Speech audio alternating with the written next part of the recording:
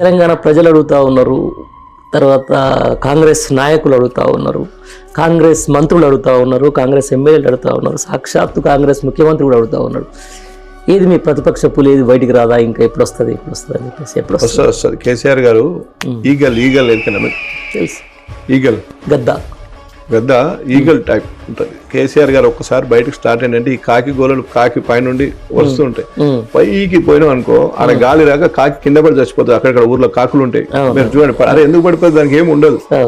అదేంటంటే వాళ్ళు కేసీఆర్ గారికి నుంచి రారా పోరానికి అనే అంత కేసీఆర్ గారు ఎప్పుడు వస్తారు, ఏమొస్తారు, వచ్చే టైంకి వస్తారు. వస్తా అని చెప్పింది కదా ఉన్నది కదా. అంటే కేసీఆర్ గారు చూసింది ఏంటంటే వాళ్ళు కొంచెం టైం ఇద్దాము, ఎందుకు ముందే పోయి ఇప్పుడే కన్ఫ్యూజ్ చేయడం.